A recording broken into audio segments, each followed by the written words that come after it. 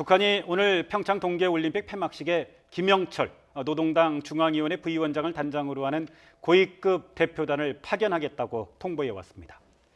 김영철은 천안함 폭침의 주역으로 알려진 인물이어서 적지 않은 논란이 예상됩니다. 네, 그리고 조금 전 우병우 전 민정수석에 대한 1심 선고에서 징역 2년 6월의 실형이 선고됐습니다. 두 분 모셨습니다. 이종훈 정치평론가, 노영희 변호사와 함께 관련 사안들 분석해 보겠습니다. 두 분 안녕하십니까? 네, 안녕하세요. 네, 나와주셔서 감사드리고요. 제가 앞서도 얘기했는데 김영철 노동당 중앙위원회 부위원장, 통일전선부장을 겸임하고 있는 인물인데 25일부터 2박 3일 일정으로 방남한다고 이렇게 통보를 해왔네요. 네, 그렇습니다. 그래서 뭐 이제 아마 리선권 조평통 이제 위원장도 함께 이제 대표단으로 내려오는 거로 돼 있습니다. 두 사람 다 이제 천안함 폭침 당시에 이제 핵심적인 역할을 했던 것으로 이렇게 알려져 있죠. 그러니까 그 당시에 이제 김영철 이란 인물이 국방위원회 정찰총국장을 지금 하고 있었거든요. 국방위원회 내에서도 가장 핵심적인 부서라고 볼 수 있는데 거기서 이제 대남 공작이라든가 이런 군사 활동이라든가 그런 것들을 뭐 거의 주관하다시피 해 왔기 때문에 이제 담당 역할을 핵심적으로 했던 사람이 이제 인물들이 지금 다 내려오는 겁니다. 네. 그래서 사실은 약간 좀 예감이 좀 썩 좋지는 않아요. 그러니까 뭐냐하면 지난번에 이제 펜스 부통령이 이제 개막식 때 왔을 때 천안함 이제 현장에 이제 방문하지 않았습니까? 네. 그러니까 그것에 마치 맞대응하는 그런 모양새라는 거죠. 그러니까 북한에서 이제 우리 쪽으로 내려 보낼 고위급 인사가 전혀 없는 것도 아니고 굳이 이 천안함 폭침 관련한 핵심 두 인물을 이렇게 함께 내려 보내는 것은 결국 펜스 대 김영철 뭐 이런 구도.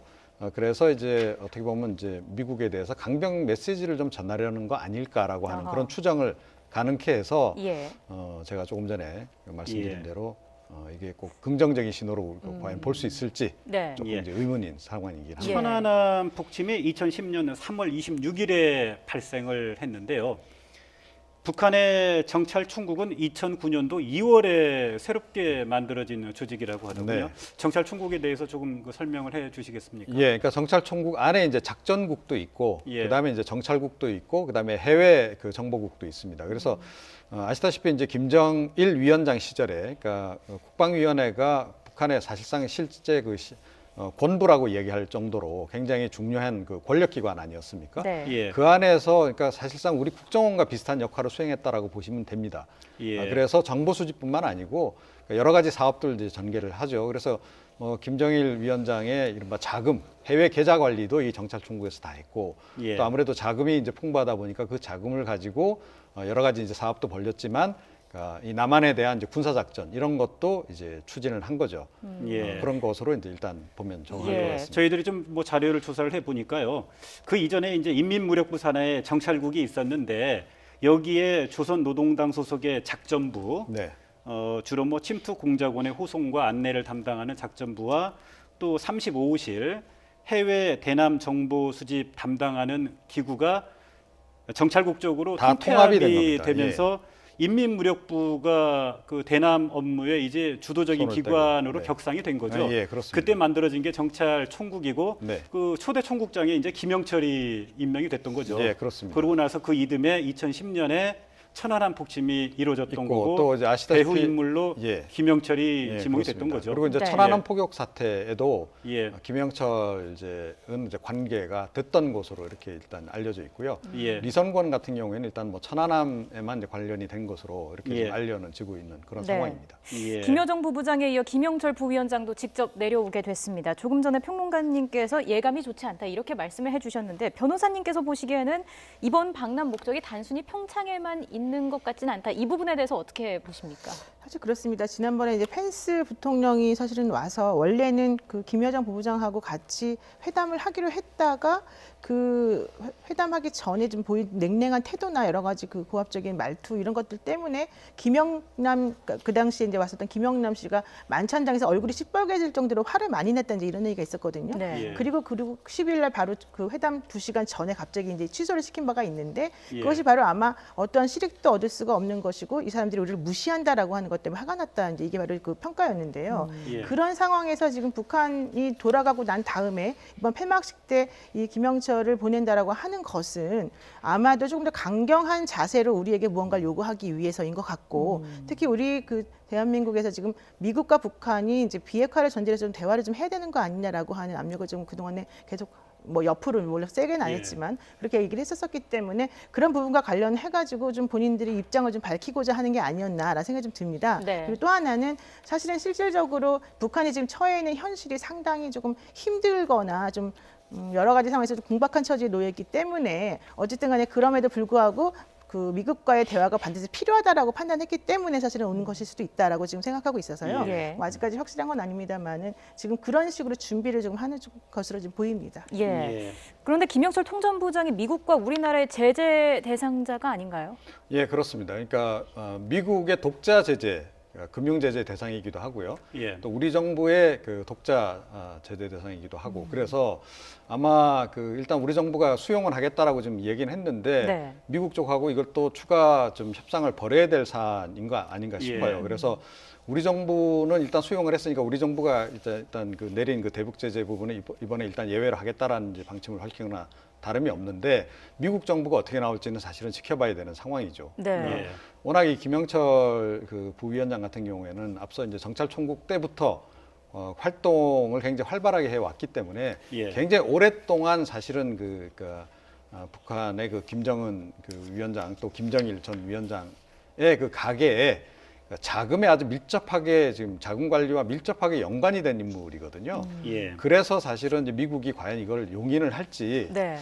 이게 지금 사실은 우리 정부가 협상에 나서기는 하겠으나 이게 또 의외로 걸림돌이 좀 될 수도 있는 거 아닐까 이런 생각도 좀 들긴 합니다. 예. 미국이 협조를 예. 할까요? 어떻게 보십니까? 그러니까 뭐 모르죠. 그러니까 그건 이제 결국 이제 미국의 방침에 이제 따른 것인데 최근에 뭐 사실은 이제 그 대화에 대한 의지도 좀 이제 내비치는 반면에 다시 이제 대북 제재를 좀 이렇게 강화하려고 하는 그런 조짐도 함께 지금 최근에 나타나고 있잖아요. 네. 펜스 부통령하고 김여정 부부장 간의 이제 회동이 불발된 이후에 그런 기류로 가고 있고 또 북한도 이제 마찬가지지 않습니까? 네. 그러니까 펜스 부통령에 대해서 계속 이제 그 부정적인 그런 반응을 이제 논평을 지금 내놓고 있는 그런 상황이고 예.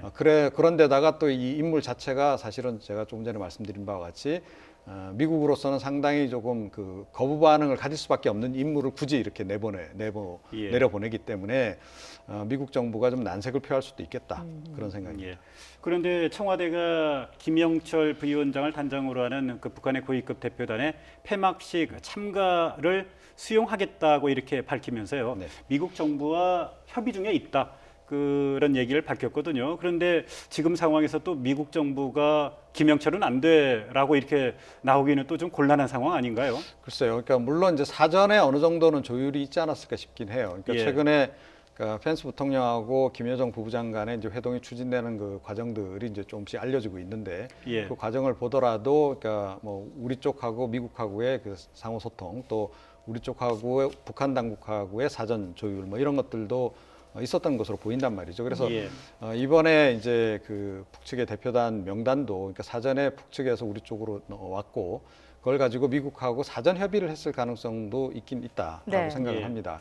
근데 그럼에도 불구하고 모르겠습니다. 아직까지. 예. 제가 예. 보기엔 좀 가능성이 있어 보여요. 왜냐하면은 펜스 부통령이 그때 이제 한국에서 그 평창 올림픽 개막식과 관련해서 보여준 태도에 대해서 미국 내에서 이제 비난하는 여론이 많이 들끓지 않았습니까? 예. 그래서 그쪽에서 이걸 타개하는 방식의 하나로 뭐 북한이 먼저 회담을 취소했기 때문에 우리가 잘못이 아니다라는 식으로 얘기를 했단 말이죠. 예. 그런데 만약에 이번에 이제 김영철이 와서 우리하고 다시 대화를 하고 싶다라고 하는 메시지를 보낸다라고 한다면 네. 우리 또 그 중간에 이제 우리 남한이 껴 있다라고 한다면은 사실 예. 미국 측에서도 뭐 그런 식의 대화가 불발된 것에 대해서 유감이다라고 표현을 해놓고 또 그걸 무조건적으로 안 된다라고 하긴 좀 곤란한 부분이 있어서 아마도 여러 가지 점을 고려해봤을 때는 제가 봤을 때는 한 6대4 정도의 비율로 뭐 이걸 좀 수용할 가능성이 있지 않을까 이렇게 좀 보여집니다. 예. 네. 자, 김영철 부위원장을 단장으로 하는 북한의 고위급 대표단은 폐막식 당일인 25일 날 내려와서요. 2박 3일의 일정을 그렇죠. 보내고 자, 트럼프 미 대통령의 장녀인 이방카 백악관 선임 고문은 내일 방한을 해서 3박 4일을 있지 않습니까? 그러다 보니까 시간상으로 폐막식이라고 하는 물리적, 공간적 어떤 그 동선이 겹치는 게 하나 있고요. 그 그 이튿날에도 그 한국에 체류하는 일정이 겹치지 않습니까? 그러다 보니까 지난번에 이루어지지 못했던 북미 간의 접촉 굉장히 좀 이게 초미의 관심사거든요. 자, 두 분의 좀 이렇게 전망도 한번 들어보고 싶네요. 예. 근데 일단은 뭐 이제 미국 쪽에서 지금 흘러나오는 얘기는 별로 가능성이 없는 것처럼 이렇게 이제 얘기가 나오고 있어요. 그러니까 예. 일단 이방카의 그 한국 내 일정과 관련해서 그러니까 어찌됐건 뭐 선수단 격려하는 거 하고 폐막식 참가하는 거 하고 예. 그래서 올림픽 관련한 활동에 주력할 것처럼 이렇게 얘기가 나오고 있고 또 예. 뭐 탈북 여성을 만난다는 얘기도 있었는데 그것도 뭐 취소했다는 얘기도 좀 들린단 말이죠.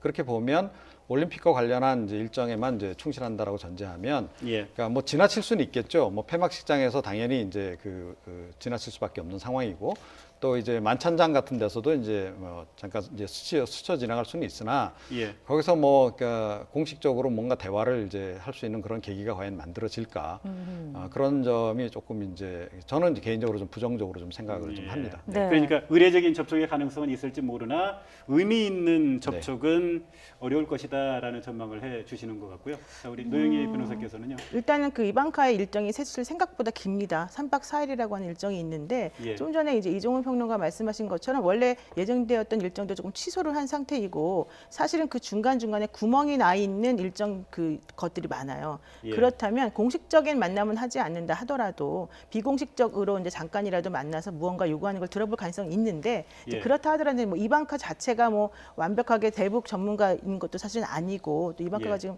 미국에서 차지하고 있는 공식적인 위치라고 하는 것이 뭐 북미 대화와 관련해서 선제적인 어떤 이걸 얘기할 수 있는 그런 정도는 아니기 때문에 네. 예. 그냥 아마 만약에 그런 그 만남이 이루어진다 하더라도 비공식적으로 짧게 그리고 또 북한의 입장과 뭐 미국의 입장을 들어보는 정도로 좀 진정되지 않을까 이 정도 예상하고 있습니다. 그러니까 네. 미국 정부가 이제 최근에 미국 국무부 쪽에서 나온 얘기가 이제 예비회담이라는 얘기 표현이 이제 예. 등장을 했잖아요. 그러니까 일단은 뭐 얘기는 좀 들어보는 정도, 그리고 이쪽의 원칙 정도는 전달하는 정도, 뭐 그런 정도의 이제 그 회동 정도는 좀 미국 쪽 고려는 하는 것으로 지금 알려지고 있죠. 예. 그런데 그게 이제 이번 이 계기가 될지 안 될지, 이게 아니면 또 다른 계기를 이제 따로 만들지가 이제 예. 불확실한 거고요. 예. 그런데 이제 뭐 역시 이제 이방카의 그 백악관 내에서 역할 부분과하고 상관지어서 볼 때 저는 개인적으로는 좀 그럴 가능성은 좀 희박하다라고 이제 보는 거고요. 예. 그러나 이제 모르죠 뭐. 최근에 이 예. 펜스 미국 부통령 그리고 김여정 일행의 회동이 2시간 전에 갑자기 취소됐다는 게 확인이 돼서 왜 그런 거냐 이런 궁금증이 일기도 했었는데 북한도 이를 좀 의식한 움직임을 보이게 될까요? 글쎄요. 근데 이제 그 회동 불발 이후에 북한이 이제 보인 반응을 보면 굉장히 지금 이제 그야말로 격앙된 분위기란 말이죠. 그러니까 네. 펜스 부통령이 한국 내에서 그 발언에 대해서 굉장히 불편해했던 그런 부분들을 여과 없이 막 지금 표출을 하고 있단 말입니다.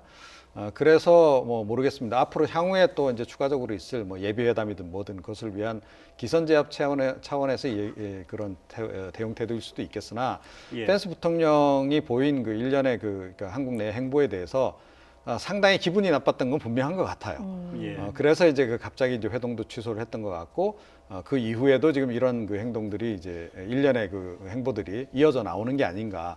그러니까 김영철 부위원장을 대표단장으로 보내는 것까지 포함해서 그렇다라고 본다면 이게 갑자기 또 북한이 또 그 분위기를 좀 전환할 가능성 그 부분은 현재로서는 그렇게 높아 보이지는 않는다. 그러니까 당분간은 예. 조금 이런 격앙된 분위기를 유지하지 않을까. 그리고 남한하고는 대화를 한다. 하지만 그 미국하고는 조금 더 기싸움을 벌인 다음에 대화를 하더라도 한다. 이런 정도로 조금 이제 갈 가능성도 좀 없지 않아 있다 이렇게 생각합니다. 예. 그런데 저희들이 또 좀 그 걱정이 되는 게요. 김여정 때도 일부 그랬지만 김여정 때보다 더 심각해질 수 있는 게 김영철 대표단장의 방남으로 천안함 폭신 문제가 있기 때문에 이게 남남 갈등이 보다 격화될 가능성이 좀 있지 않습니까? 그래서 그렇습니다. 이제 지금 현재 한국당의 지금 내보이고 입장 자체도 예. 김영철이 온다는 것은 말도 안 된다 이제 이런 얘기를 지금 하고 있기 때문에 예. 청와대에게 그런 식의 방남을 허용하면 안 된다 이런 얘기를 지금 하고 있는 것이고요. 예. 또 사실은 원래 처음에 김영철이 개막식 그 즈음에서 뭐 그 특사로 파견돼서 올지도 모른다라고 하는 얘기가 처음에 나왔었을 때에도 예. 우리 정부 입장에서는 사실은 김영철 씨가 그동안 해왔던 여러 가지 행동들이 있기 때문에 게다가 제일 대남 강경파로서 그동안 우리 남쪽에는 옳지 않은 사람으로 여겨졌었기 때문에 원칙적으로는 이 사람이 나타나서 뭐 무언가 활동하는 것은 국익에 도움되지 않는다는 방식으로 사실은 않는다는 식으로 얘기를 많이 해왔었거든요. 예. 그렇기 때문에 이번에 김영실이 온다 그래서 아마 청와대 쪽에서 약간 당황하고 있는 것으로는 지금 보이는데요. 예. 근데 그렇다 하더라도 뭐 어쨌든 간에 지금 온다라고 하는 것에 대해서 남남 갈등이 이것들 때문에 도발된다거나 시발된다거나 그렇게 되면 사실은 우리에게 더 안 좋은 것이기 때문에 네. 그 부분에 대해서는 좀 대승적 차원에서 예. 각 당이 좀 정리를 해야 되는 게 아닌가 싶습니다. 예, 아닌 게 아니라 청와대가 김영철 대표단장의 방남을 수용하면서 대승적인 견지에서 수용했다. 그러니까 평화올림픽과 한반도 어떤 평화조성 분위기 그 계기를 만드는 그 차원에서 대승적으로 수용했다라고 얘기를 했거든요. 그런데 남남 갈등은 또 현실화되는 게 사실인 것 같고요. 자, 우리 정부와 청와대 남남 갈등 이런 문제에 대해서 어떻게 대처를 해야 할까요? 글쎄요, 안 그래도 지금 이제 평창 올림픽에 이제 북한 팀을 이제 참여시키는 과정에서 사실은 손해를 많이 보지 않았습니까? 그러니까 문재인 대통령 지지율도 좀 이제 일부 하락을 했고 이제 그런 상황이어서 예. 아마 이제 그 끝까지 신경이 좀 많이 쓰일 겁니다. 그러니까 네. 이번 같은 경우에도 뭐 김영철 부위원장이 왔어요. 왔는데 뭐 아무런 성과가 없다. 오히려 이제 그야말로 계산서만 잔뜩 우리에게 던지고 간다라고 전제를 한다면 문재인 대통령은 더 부담스러울 수밖에 없죠. 그러니까 더불어민주당도 마찬가지고요. 그러니까 저는 그런 점에서 가장 좋은 조합은 사실은 김여정, 이방카 구도가 아니었나 이렇게 생각을 해요. 그러니까 네. 개막식 때 예. 북한의 김여정이 오고 미국에서 이방카가 왔더라면 각자의 이제 특사의 역할을 가지고 왔더라면 가장 좋은 분위기가 연출되지 않았을까 생각을 해요. 그런데 이제 상황은 지금 계속 이제 서로 약간씩 이렇게 엇나가는 그런 그 모양새란 말이죠. 그때는 이제 김여정 부부장이 와서 약간 분위기가 조금 좀 부드러워진 듯 했으나 펜스 부통령이 와서 약간 좀 찬물을 끼얹는 그런 그 상황이었다면 이번 같은 경우에는 사실은 이제 이방카가 옴으로 해서 트럼프 대통령이 워낙 강경하니까 그래도 이제 트럼프 대통령의 그 강경한 태도를 누그러뜨릴 만한 사람은 이방카밖에 없지 않을까. 그래서 우리 정부가 공을 많이 들이고 있는데 네. 북한이 의외로 보낸 인물은 굉장히 강성 인물을 보냈단 말이죠. 예. 그래서 이런 식으로 계속 지금 엇박자가 약간 나는 듯한 그런 모습을 좀 보이고 있다. 그래서 북한이 제가 보건대는 김영철 부위원장을 보내는 것을 통해서 전할 메시지는 조금은 예측이 가능하지 않나 싶어요. 그러니까 결국은 이제 한미 연합훈련 이제 취소하라는 얘기 이제 할 가능성도 높고요.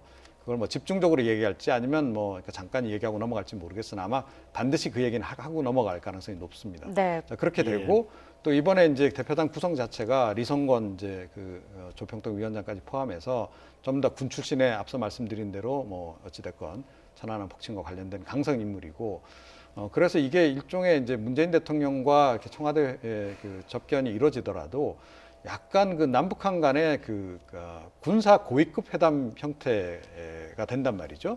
예. 그리고 실제로 의제도 그런 식으로 북측이 이제 만약에 설정해 나간다 그러면 분위기가 이게 썩 좋지는 않을 것이다. 그래서 그런 부분도 우리 정부가 좀 대응을 좀 잘 해야 한다. 그걸 아마 잘 넘기지 못하면 그야말로 이제 안 그래도 지금 이제 뭐 자유한국당 쪽에서는 평양 올림픽이다 이렇게 얘기를 하는데 네. 예. 평양 올림픽 대미를 김영철이 장식했다 이런 식으로 분명히 공격을 가할 가능성이 좀 이제 높지 않을까. 근데 아마도 예. 지금 이성건 씨가 같이 온다는 거 아닙니까? 근데 이분이 예. 이제 인민군 대자 출신이기도 하면서 천안함 폭침 사건 이 배우인 김영철의 오른팔이다라고 알려져 있기도 하지만 사실 이 사람이 이제 그동안 대남을 향해서 보여줬던 여러 가지 제스처나 행동을 보게 되면 약간 호통을 치면서 화를 낼 땐 또 화를 내더라도 또 부드럽게 예. 무언가 본인이 원하는 거를 추구하거나 할 때는 또 다른 모습을 보이기도 해서 사실은 이제 이성건이 우리나라 사람들하고 같이 만나가지고 얘기하거나 뭔가 정책에 대해서 얘기할 때 좀 중간 완충적인 역할을 할 가능성도 사실은 상당히 좀 있어 보이고 네. 또 우리 측에서도 리성건을 대하는 것이 훨씬 더 부담이 덜하고 좀 편하다 이런 얘기를 지금 하고 있거든요. 예. 그렇기 때문에 오로지 김영철은 이게 상징적으로 겉으로 드러나는 그런 모습일 수가 있는 것이고 예. 실제 그 중심적인 역할은 리성건이 할 가능성도 좀 있다. 지금 그렇게 또 보는 예. 시각이 있습니다. 최근 예. 한두 달 사이에 리성건 조평동 위원장은 우리 측과 접촉이 그렇죠. 잦았어요. 네, 잦았습니다. 적어도 뭐 3차례 이상 됐고요. 또 많은 시간을 함께 있기 때문에 상호 또 이해하는 바가 좀 있을 것 같습니다. 네, 자 김영철 통전부장이 과연 어떤 메시지를 갖고 오게 될지 그 이후에는 어떤 분위기가 조성될지 지켜봐야 할 것 같습니다. 자, 저희가 좀 다음 주제로 넘어가 보도록 하겠습니다. 오늘 오후 2시 반 정도였습니다. 우병우 전 청와대 민정수석에게 징역 2년 6월에 재판부의 판단이 내려졌습니다. 이 1심 내용을 좀 정리를 한번 해볼까요? 사실은 이제 그 우병우 전 수석에 대해서는 영장이 2번이나 기각이 돼서 천신만고 끝에 그 영장이 발부가 될 정도로 이제 법과 관련해서 이분에 대해서 유죄가 과연 나올 것인가 하는 의문들도 사실 많았던 것이 사실이고요.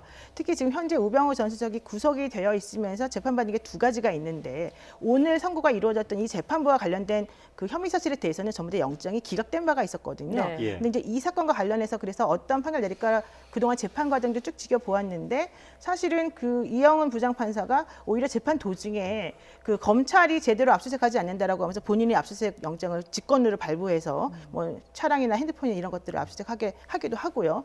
또 이 우병우 수석을 뭐 호통치기도 하고 여러 가지 이제 모습을 보면서 좀 뭔가 이분에 대해서 좀 가혹하게 혹은 엄중한 처벌이 이루어질 것이다라는 기대도 좀 한 게 사실입니다.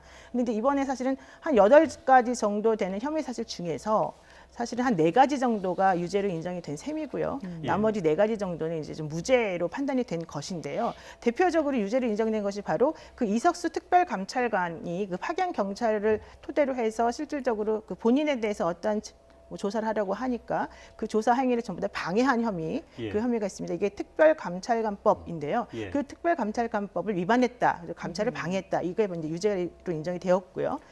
그 다음에 안정범과 최순실 씨의 국정농단 사건과 관련해서 민정수석의 자리에서 이걸 분명히 인지하고 있었음에도 불구하고 이를 묵인하고 방조하는 형태로 직무유기를 했다라고 하는 혐의가 또한 인정이 됐습니다. 더더군다나 이 혐의 사실과 관련해서 재판장이 얘기한 게 뭐냐면 피고인의 이런 식의 그 행동으로 인해서 국가 혼란이 더욱 악화가 되는 결과가 초래되었다. 이제 이런 말까지 덧붙였기 때문에 이 2가지 점이 인정됐다는 게 사실은 상당히 중요합니다. 그다음에 이제 또 세부적으로 들어가게 되면 CJ E&M이 이제 고발 대상 요건이 맞는지 안 맞는지 관련해가지고 당시 공정위 관계자들을 이제 직권으로 그 강요하면서 직권남용을 하면서 이 CJ E&M의 이미경 부회장에 대해서 뭐 좀 나가라라고 한다든가 아니면은 그 실질적으로 공정위와 관련해서 고발 안 하려고 하니까 고발하게 해야 된다는 식으로 이제 그 권리를 행사한 부분에서 또 역시 직권남용 유죄가 됐습니다. 물론 이것과 관련해서 뭐 강요한 것에 대해서 무죄가 됐지만 어쨌든 직권남용 유죄가 됐고요. 또 하나는 2016년 때 그 10월달에 있었죠. 국회 국정감사에 정당한 이유 없이 증인으로서 불출석한 부분, 이 부분에 대해서는 유죄가 인정이 됐습니다. 그런데 2016년 12월 22일 날 그 세월호 그 압수수색과 관련해가지고 이제 당시에 허위 증언한 사실이 있다라고 하는 혐의를 또 역시 기소가 된 내용이 있었었는데 그 부분과 관련해서는 당시 김성태 이제 국회 특위위원장이 그 우병우 전 수석에 대해서 이 국회 증언감정법 위반을 이유로 해서 특검에 뭐 고발 조치를 취했어야 되는데 그걸 기간 내에 제때하지 않았다. 그래서 이 사람이 허위 증언한 것은 인정이 되지만 실질적으로는 공소 절차가 잘못되었기 때문에 그 부분에 대해서는 이제 공소 기각이다. 이런 식으로 좀 판단을 하고 있는 것이고요. 또 하나는 그 김종덕 문체부 장관을 이제 뭐 강요해서 그 문체부 그 국과장들에 대한 인사를 단행하게끔 하고 또한 그 감사관 있습니다. 감사 담당관을 뭐 전보 조치하도록 한 것에 대해서는 역시 무죄가 나왔습니다. 그 2가지 혐의에 대해서는. 그리고 또한 대한체육회와 그 전국 28개 스포츠클럽, 그 K스포츠클럽과 관련해서는 실질적으로 그러한 그 스포츠 클럽을 감사할 수 있는 뭐 권한이 있는지 없는지와 관련해서는 정확하지 않다 이런 부분도 있었었고요.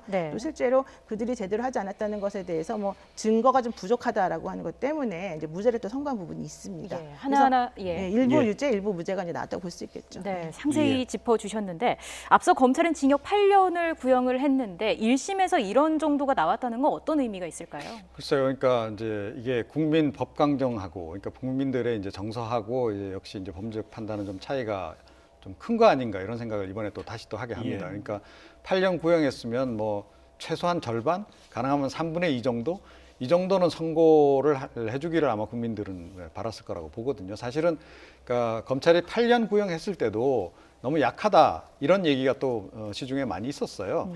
그런데 그 거기에서 뭐 거의 지금 형량을 보게 되면 3분의 1 보다 더 낮게 이렇게 이제 선고를 했기 때문에 국민들은 아마 대부분은 이번 그러니까 선고에 대해서 불만이 많을 겁니다. 그러나 뭐 어쩔 수 없으니까 일단은 수용할 수밖에 없는 상황이고 정치권에서도 보니까 대부분의 정당들이 일단은 뭐 좀 아쉽지만 수용한다 이제 이런 의견을 이제 피력을 했더라고요.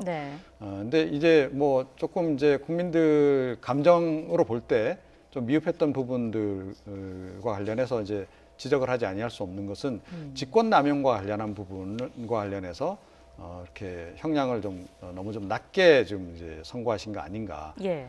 대표적으로 이제 문체부 그 인사에 개입했던 부분, 또 문체부 인사에 개입하기 전에 뭐 그 감사 담당관 불러가지고 뭐 창성동 별관에서 옷 벗기고 뭐 이랬다는 것도 다 보도 나오고 하지 않았습니까? 그런 부분들에 상당한 그 위력을 행사하는 것으로 이렇게 보이는데 그런 부분들이 좀 충분히 인정이 안 된 거 아닌가 싶어서 약간 아쉬운 부분으로 좀 남아 있고요. 그나마 조금 이제 위안을 삼을 수 있는 부분이 있다면 이제 이 사안과 지금 별건으로 지금 진행되고 있는 재판이 있잖아요. 그러니까 네. 국정원을 이제 활용해서 이제 그 불법 사찰을 한 그 혐의. 네. 그 과정에서 이제 사실은 이제 그 당시에 이제 국정원 쪽에서 최순실 관련한 문건을 한 170건 정도 이렇게 보고서를 만들어서 보고를 했음에도 불구하고 묵살한 그런 흔적들이 지금 드러나고 그러지 않았습니까? 네.